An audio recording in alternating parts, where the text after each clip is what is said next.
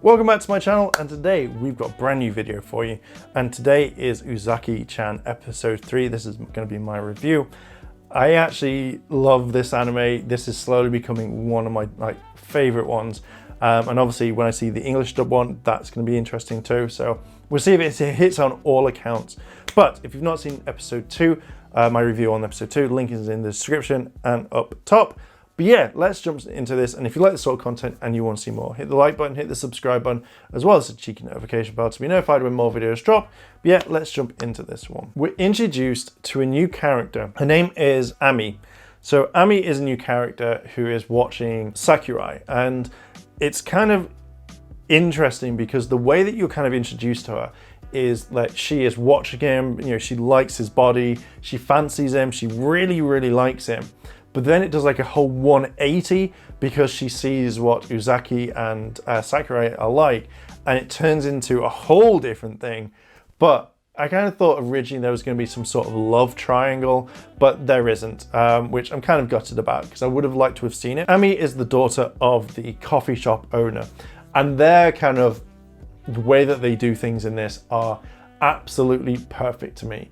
And it's just the way that they act, the way that they talk to each other is perfect for me. I wholeheartedly really enjoyed it. So when Ami sees Uzaki Chan for the first time, she kind of goes like, oh, what are these two? Are they friends? Are they good friends? And it kind of builds up, and then that's when her and her dad decide that they're going to try and set her up, but kind of watch from afar. And they do this whole thing where they start doing this, like, but it's meant to be eating and that they're enjoying their meal and it's all tasty. And I kind of understand it because there have been times when I've been with my friends and gone, oh, this banter is just so good. Oh God, I can't get enough of it. So I kind of like the fact that they've incorporated something like this into it. So to me, that is kind of perfect for the way it is. Now, this part is like, because Uzaki is still a customer and Sakurai is bringing cold water because Ami and Uzaki are talking about Sakurai, and because Sakurai's noticed the water is going low, he's gone off to go get ice cold water.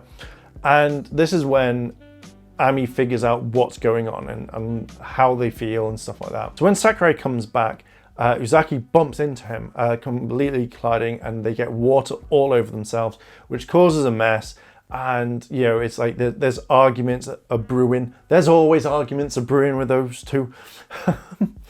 So which then starts off to the point where the next day Uzaki's in the restaurant or a coffee shop and Sakurai is off sick and there's nothing that, you know, going on, and, you know, he can't do anything. And the others wonder why Uzaki hasn't got a cold, you know, because she was hit with the same sort of water, but Sakurai has been kind of really knocked out cold. He can't get up, he can't do anything. And what I really like about this is Uzaki buys him medicine, goes out and buys food to kind of make him feel better. And you jump straight into that. They are a brilliant couple, but they're not there yet. And I kind of really like that. It's the slow build. I swear to God, it better not just be one episode where they end their feelings by, oh my God, I like you, and that's it. I want to see relationship episodes. I want to see that next. But it's just a nice wholesome sort of moment. Now, she goes through the thing. She cooks them food. She gives them the medicine. And then she like kind of gives him a sponge bath. And it does that whole thing that you see, some sort of hentais that you see where, you know, it's the back rub. And because of obviously her bust, you know, when she pushes against his back, he feels it because she's rubbing up the front part. And he's like, oh my God, I can do this myself. But you know, it's that sort of kind of like that situation to kind of put him in. But for some strange reason, it kind of cuts to the cat outside and he's always like, like he's seen some stuff. Like he has seen things over time where he is like, oh my God, what do I do? So I kind of like the fact that he's there at times when this sort of stuff happens. You get a very kind of sweet moment next where Sakurai is completely out cold. Uzaki is more like, hey, I can't beat this boss.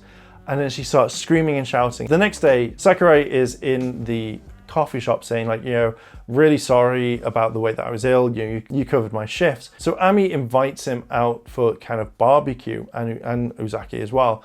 And they start kind of like having a conversation and they kind of try pushing the boat just a little bit more, which is fine. But it gets to the point where Sakurai confesses and says, like, you know, he doesn't see Uzaki-chan like that at the moment.